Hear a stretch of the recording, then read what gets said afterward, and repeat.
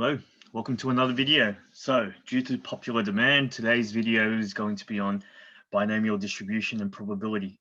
So, it's not going to be a long video, but hopefully, for those that are in need of this, is a bit of revision and a few questions that explore the topic. So, we're going to start off with binomial probability, which is very similar to the questions in the old syllabus under binomial theorem, and then do a bit of binomial distribution and probability as it relates to the normal distribution approximation. So let's get started.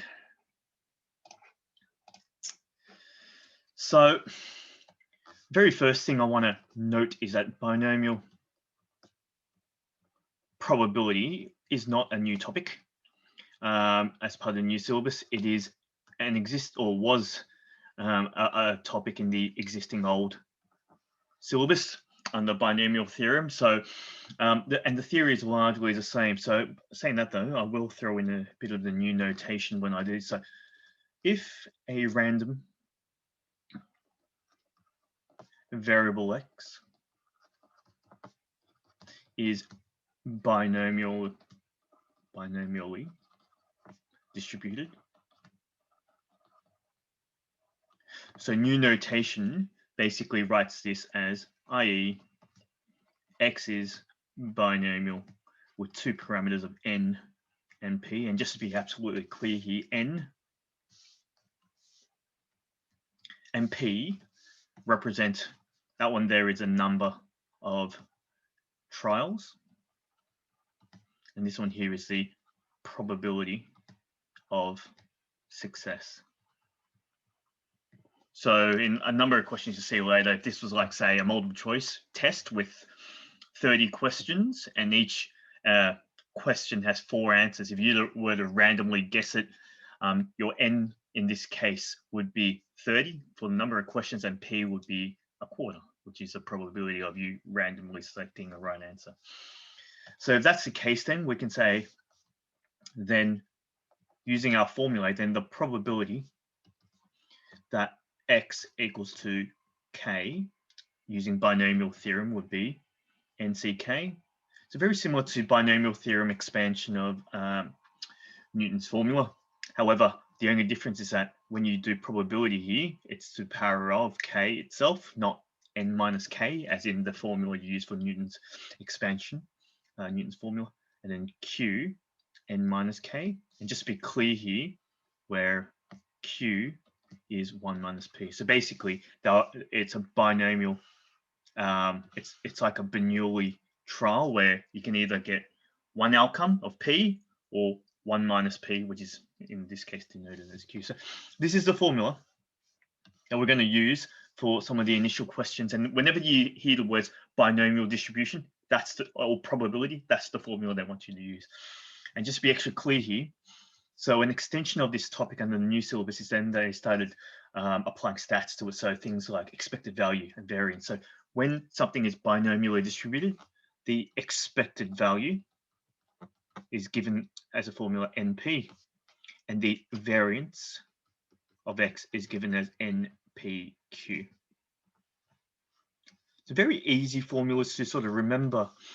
I mean, if you've done stats or will do stats or an interest in stats in uni, you're going to see some distributions with much let's put it, not so nice formulas for expected value and variance. These ones here are quite clean.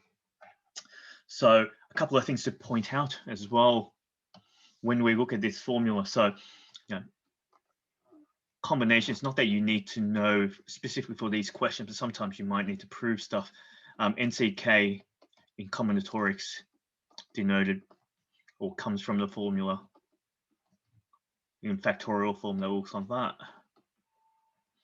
Another thing to note, maybe I'll put that as first bullet point. Second bullet point is that sum of all probabilities obviously equals to 1, which means in this case, the sum, so sometimes you'll see that the sum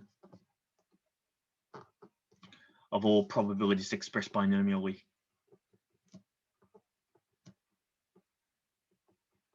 equals to that. So 3 subtle bullet points to get the theory strong. Also, I wanted to note that maybe I can fit it downstairs here so I have it all in the one slide. So sometimes there's this concept of skew. So I'll call it graphs of, maybe I'll call it binomial distribution. That's effectively what it is. Binomial distribution and skew. So the concept of skew is basically if you have a distribution, right, and there's a fatter tail on one side than the other. It's the tail that's fat, not the lump, right? So if you have a fat tail on the positive side, you call that positively skewed. If you have a fat tail on the negative side, negatively skewed.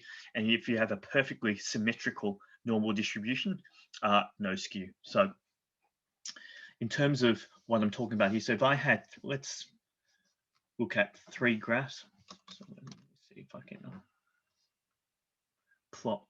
The first graph sort of skewed towards the positive side because it is dictated by the tail itself. The middle one is symmetrical almost, and the third one is sort of negatively skewed, right? So you can see for these ones here, this one we call that positive. So I want to, not only do I want to label it positively skewed, not only do I want to call it something, I want to then say to you, well, what does that mean in terms of the binomial distribution? If this was a binomial distribution, it means that the p-value, the probability of success, is probably smaller than 0.5 and 0, between 0 and 0.5. Now, because, and I'll write it over here, when it equals to 0.5, the probabilities are symmetrical under a binomial distribution, and then it generates a no skew distribution. And then similarly, if the p-value was greater than 0.5 but less than 1, you get negatively skewed.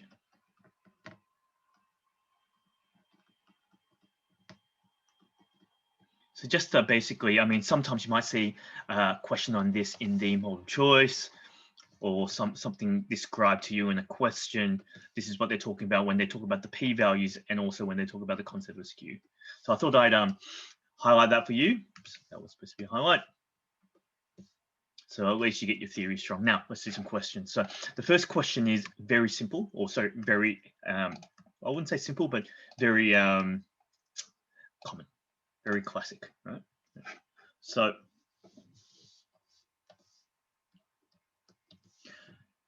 in a factory producing chairs, I think my class always hears me say factory producing chairs. Faults were found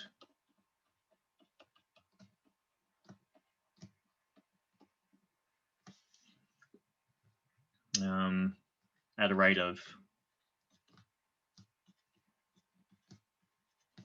2 in every 9. It's quite a high rate. And hey, let's do some straightforward questions. They utilize the binomial formula. In a room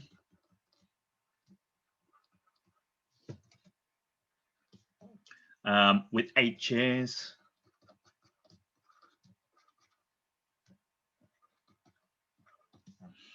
what is the probability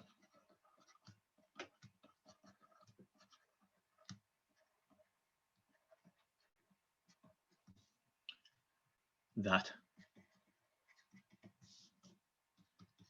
part I under part A, all are faulty?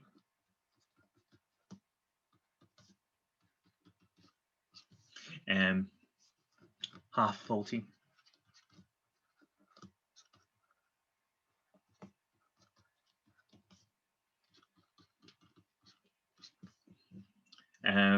At least 2 are faulty. All right, and then the interesting question is part B. So part A is almost textbook. How many chairs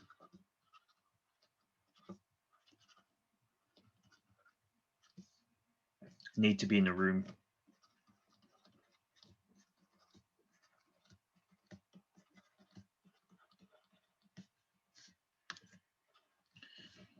Such that the probability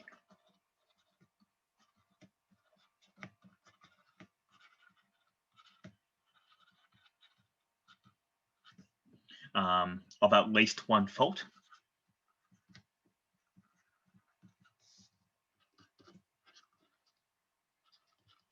exceeds 99.9%. Let's go 99.5 just to mirror your target data. Yep. So that's the question. And if I was to sort of dig through this, if they tell you that there is a rate of 2 in every 9 that are fault, and everything that you're talking about here is faults, that is almost like your probability of P, right? So P equals to 2 on 9. Yeah, P on equals to 2 on 9. So in this case, now there are 8 chairs at play, so that dictates your N. And then you basically set forth with doing these questions where if you're looking at all are faulty, the other variable in the formulas that you have is K. This is when K is 8, right? All of them are faulty. K is 4 when half of them is. And this one here, K, you can either go at least 2. So you can go from like where K is greater than or equal to 2. Or if you were smart about it, you go the opposite and go 1 minus the probability of 0. And 1, right? So we'll do that. I'll write that notation there for now. And then how many chairs in the room to exceed 99.5%? So at least 1 to exceed 99.5%. Cool. So that's the question. So let's have a go at this, right? So in part A, I mean, very textbook. Part 1, we want the probability that X equals to 8. So then that's from 8, choose 8. P, which is 2 and 9, to the power of 8. And then 1 minus P, which is 7 on 9, to the power of 0. Yeah, very straightforward calculation. You punch it in the calculator. I think you get a very, very small number with a number of zeros there, 595. So nothing too hard about that. And similarly, another textbook 1 marker if this was an exam. So if I want 4 faults, and on my calculator, 8 C4, 2 on 9 to power of 4, 7 on 9 to power of 4. You punch that in 0.0625-ish.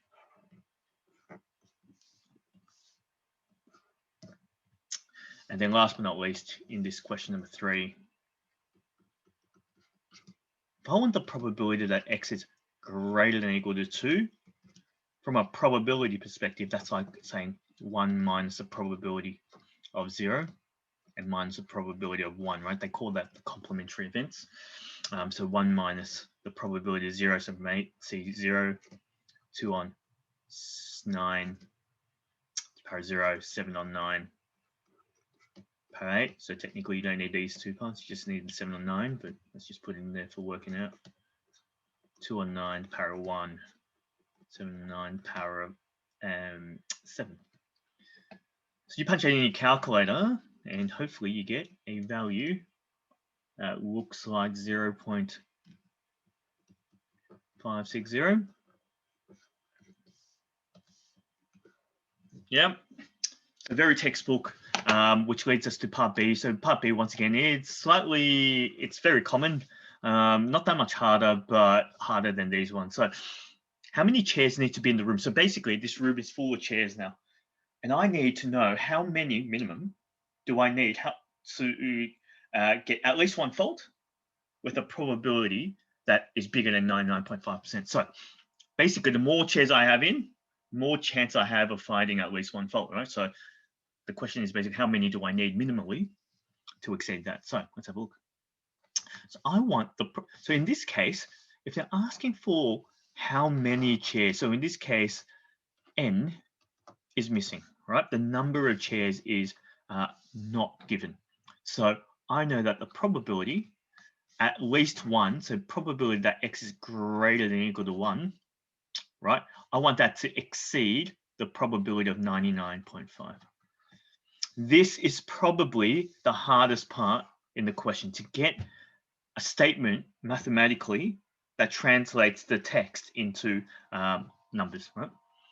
And once you do get that, you basically say to yourself, well, the probability, I'm going to use complementary events because it's greater than or equal to 1. I'm going to use 1 minus the probability that x equals to 0, right? And I'm going to set that value greater than 995. Yeah, so then that becomes 1 minus, sub in your binomial theorem formula. So that's from n C0, 2 on 9 to the power of 0, 7 on 9 to the power of n greater than 0.995. Now I know that this part, even though n is unknown, but because it's C0, that part there is equal to 1. So technically that goes away. Yep. So then that's good, because then my expression that I have to solve looks like 1 minus 7 on 9 to the power of n is greater than 0.995. If you make this guy the subject, so throw it over, throw it back over, it'll be less than 0.0095. So I'm going to use equivalence. So I'm going to use an equal sign instead of less than sign to find the value of n on my calculator. You know what? I'm just going to borrow. Where am I? I'm going to borrow this little corner over here to do it, because I'm not too far off from the actual answer. So if you basically use equivalence and then use logarithms, you get n equals 2. You would log both sides and then change your base. So once you log that, you basically get log or ln of 0.005 over ln of 7 on 9. Punch it in the calculator, get a value that says 21.08. So therefore, n, right, the number of chairs has to exceed 21.08. So the last piece of information there just tells me which way I should round. Do I round down or round up? So I need to exceed the probability, right? So the more chairs I have, the greater the probability. So right now, if I had 21 chairs, I will not make 99.5%, right? So therefore, 22 chairs is required. Does that make sense? So sometimes you got to look at the context of the question to answer this. So I need more than that decimal suggests. So that is the first binomial question that I'm going to do. Not rocket science, nothing too fancy about that. Hopefully fairly predictable. So now for the next part, I will give you a bit more theory, because I want to now explore the normal approximation to the binomial distribution. So this part I really like. It's really speaks to me through my actuarial studies. This is basically what we did. Well, a little part of what we did in uni. So if the first part was part 1, let's say this is part 2. So this is the normal approximation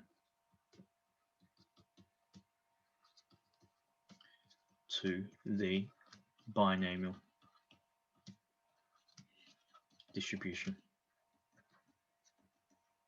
Now, this is important because when we start exploring binomial distribution, let's say there were, instead of a multiple choice question test of 30 with 30 questions, what if there were 5,000 questions, right? All of a sudden, and I want to know what's the probability that people get randomly guess 550 questions right.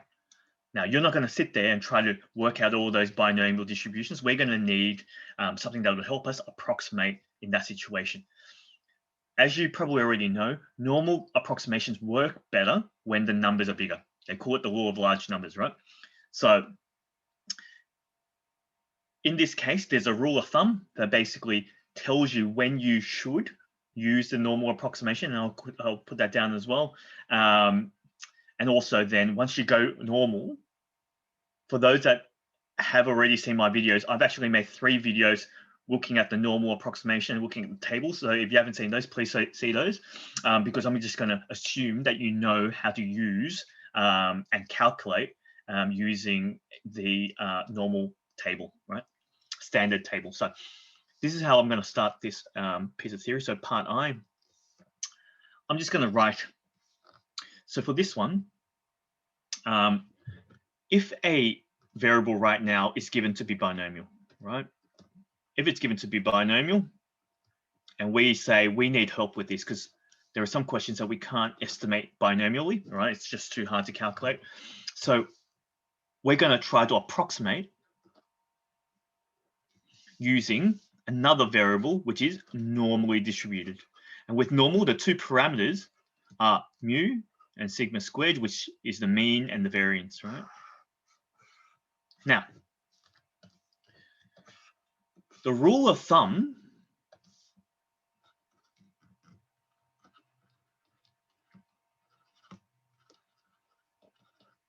to use the normal approximation, right, is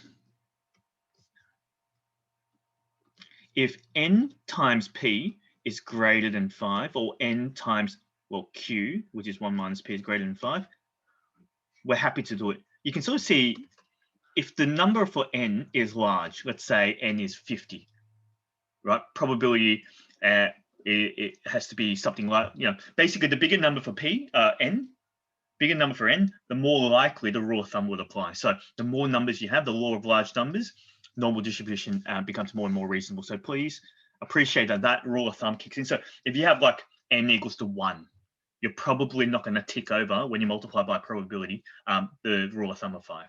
Yep. So to use normal distribution, this rule has or should kick in, right? Otherwise, the numbers are too spurious that we shouldn't use it. Yeah? Now, once we get normal, how do we then translate into something that we can calculate and get an answer for? So when you do this, can you then convert everything to standard normal, which is denoted by z, right? So z as a standard normal variable, the mean is 1, variance is, sorry, the mean is 0, the variance is 1. And it's with this that I'm just going to put a note for you here. Use the standard normal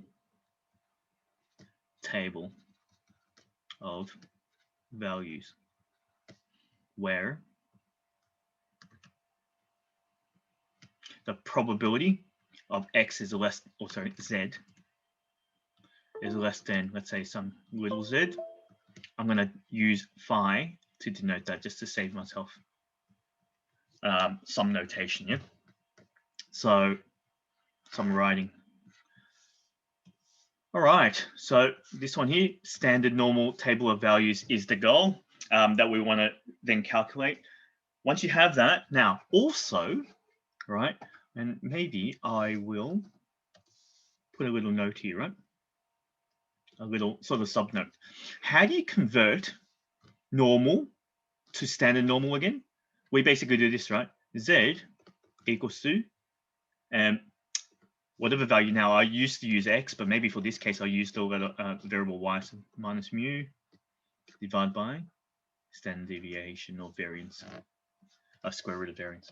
So that's an important conversion for us to use. So basically what I have there is the calculations you need to know to convert or to approximate binomial using the normal distribution, but also there is something called a continuity correction.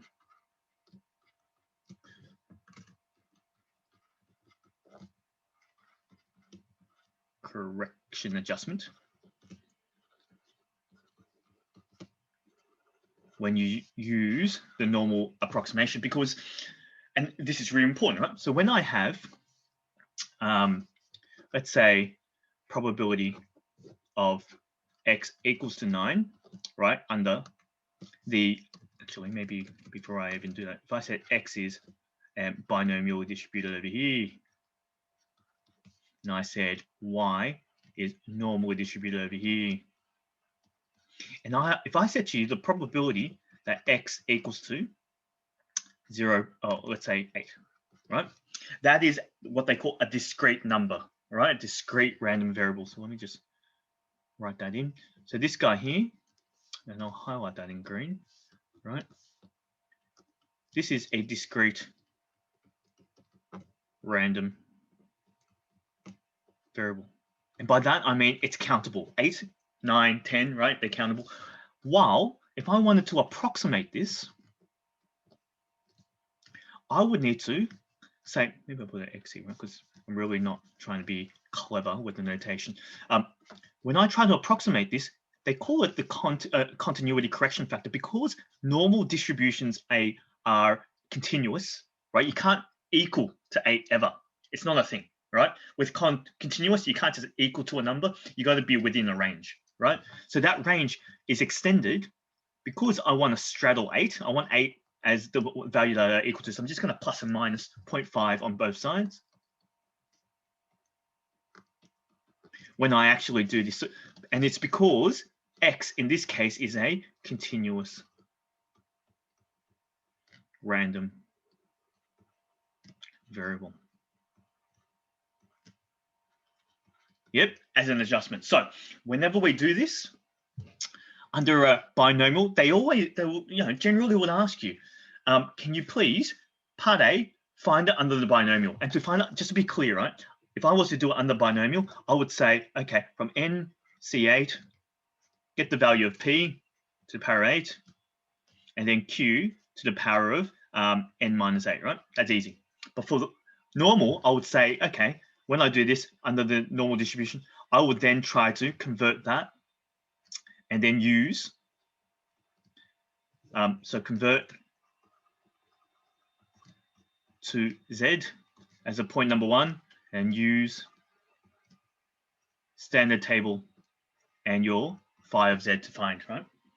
So 2 different approaches that where one approximates the other, where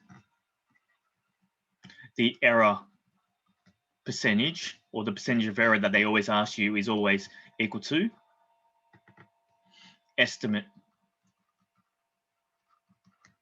minus actual over actual, right?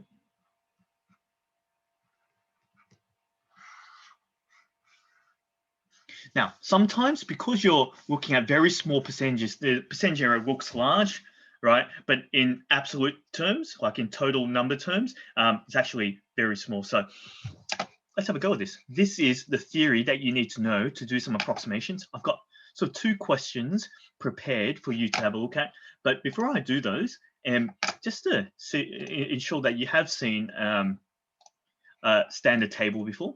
So I've sort of prepared one that has values going from, on the left there, from 0 all the way to 4. Now you can see that once you sort of pass 3, you don't really need any more. Well, there's a typo there. It should be a little 3. Let me just punch it in. Once you pass 3, it's all 1s anyway. So I just put that there. So most tables in textbooks sort of stop at 3. This table here has 2 decimals. So the first decimal is on the column side and the second decimal is on the row. So, and all of these is to basically denote phi of z. Yeah? All right, let us do a question. So I'm just going to drop it in. There it is. So, I mean, the context for this question is nilch. There's no context. It's just mathematics, right? So a discrete random variable x was binomially distributed where n is 13 and p is 0.6. Find the probability of 12 successes, binomial successes, right? Use a rule of thumb, show that the normal distribution to estimate the outcomes is appropriate. So that's NP, NQ, right? Given the normal standard normal table value, so the slide from before, find the normal approximation for 12. So using the continuity correction, we're going to minus 1 and plus, sorry, minus 0.5 and plus 0.5, and then percentage error rate. So very textbook, right, type of question to do this. So part A. So we're given that x is binomially distributed with n is 13 and p is 0.6, right? So then for part A, the probability of 12 successes, so x equals to 12, that calculation would be from 13, choose 12, from 0.6 to the power of 12, 0.4, 12 minus 1. Yeah, very straightforward. Punch it in the calculator. So I've prepared some answers in advance. So let me know if they're, let me know in the comments if they're wrong.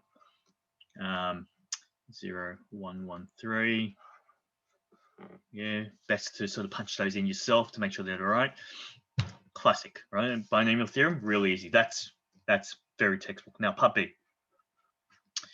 Rule of thumb, right? That's the thing that they want me to explore. So just to be clear, the rule of thumb is to ensure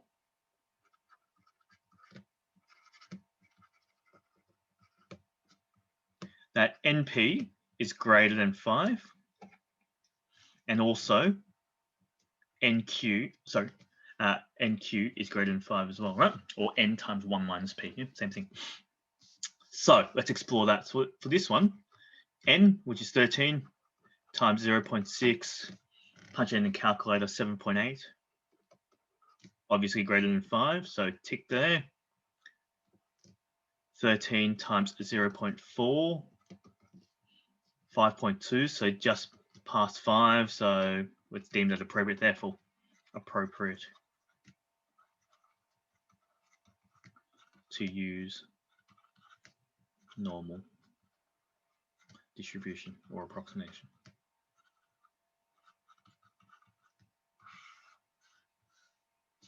So pretty straightforward, nothing too wow about the maths, but the concept is, I guess, new. Now, C, given the standard table, find the approximation. So let me see how much space. Oh, I have enough space. So I'm gonna basically calculate the probability between 11.5 and 12.5, which is an approximation for 12, right? Because 12 is right in the middle. Now, I can't use the table when it's just normally distributed. I need standard normal. So I'm going to convert this guy by doing the formula. Remember, take everything minus mu divided by standard deviation, which means I need to derive mu and I need standard deviation, right? So just off the side here, mu for this, right, is going to be NP for a binomial distribution, and that equals to, well, I already did that upstairs, 7.8. And sigma squared, the variance, is NPQ. So I just need to go 7.8 times 0.4 on my calculator. What's that coming at? 3.12. So these are the two. So technically, square root of 3.12 is what I'm going to insert here. So to basically transform x, and this is really easy, right? Transform x into the random variable z, which is standard normal. For both of these numbers, I'm just going to minus mu and then divide by the square root of 3.12, which is standard deviation. So I say to myself, 11.5 minus 7.8 divided by square root 3.12. 12.5 minus 7.8 divided by square root of 3.12. Yeah, punch those in the calculator and get them to 2 decimal places because that's what I need for my table. And if you did that, I think it's 2.09 and 2.66.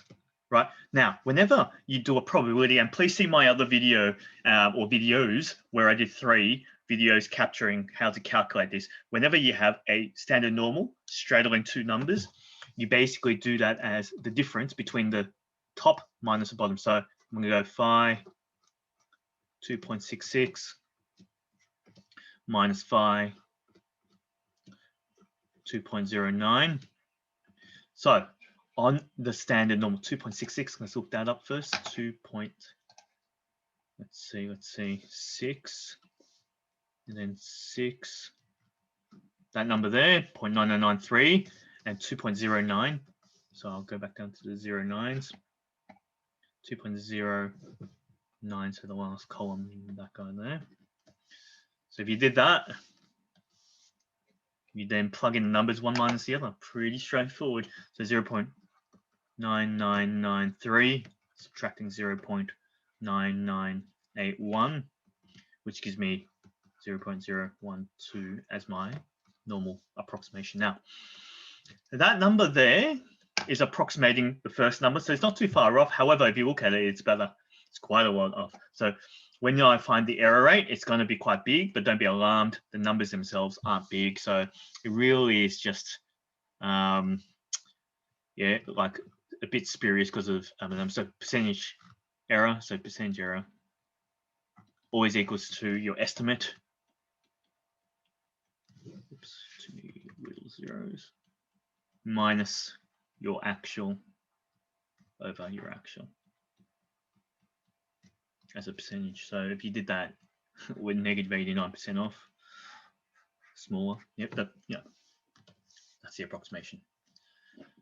So part A, B, C is the key. So hopefully that was okay when you have a binomial and a normal, how to approximate it. So let's do another one, and I guess we'll call it a day, but going to apply the same sort of calculations as we did here. So I'm going to drop in the next question as well. This one has a bit of context, but nothing too wow.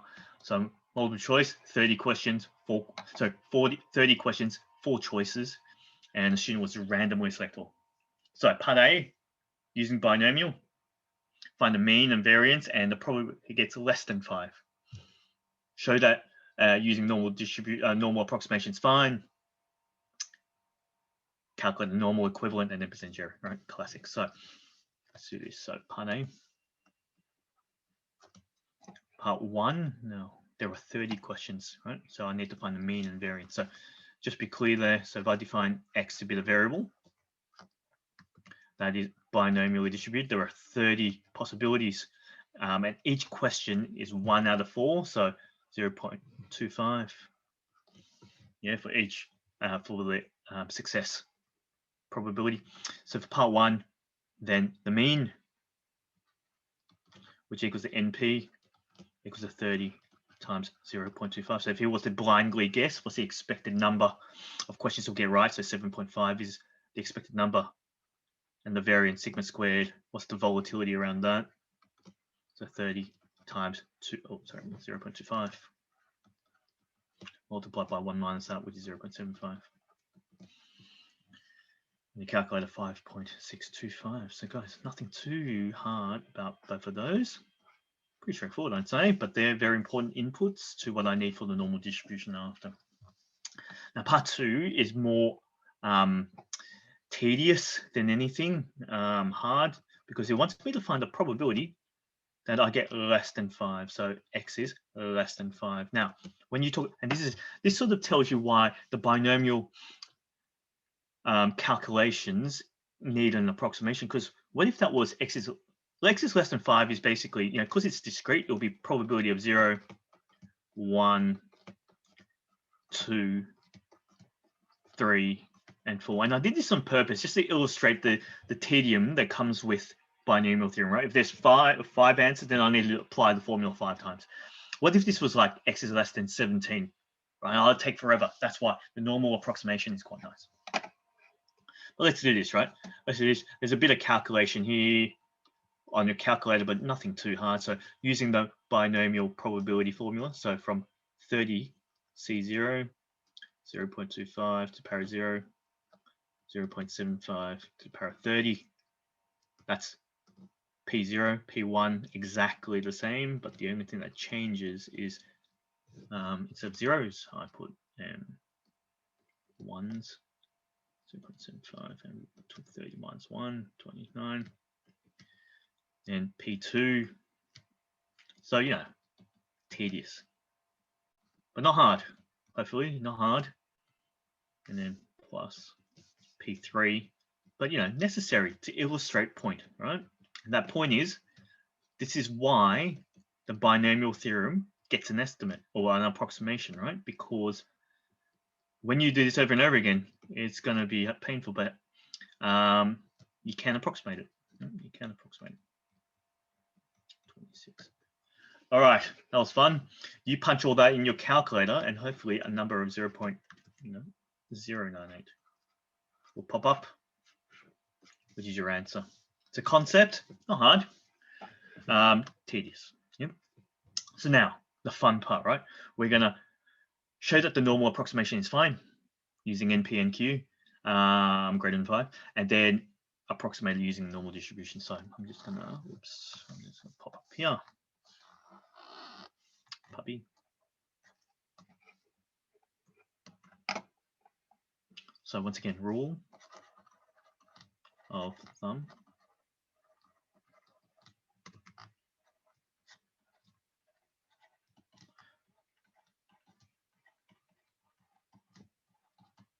Five greater than 0. In Q, so 30 times 0.75, which is definitely bigger. 2.5 greater than 0. Therefore, appropriate to use normal distribution.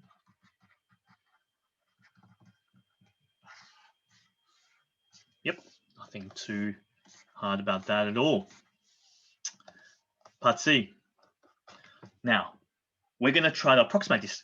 So this is where it gets interesting. So under a binomial calculation, they wanted this, right? Yeah, we want to transform this, applying the correction factor. Now, so if 0 is the smallest one and 4 is the largest one, right? We can actually take 0 and 4 as the bounds and add a minus 0.5 to both, which now don't be afraid of going negative, because that's the beauty about normal distribution. You can go negative, right? Can go negative and add 1 to the 4.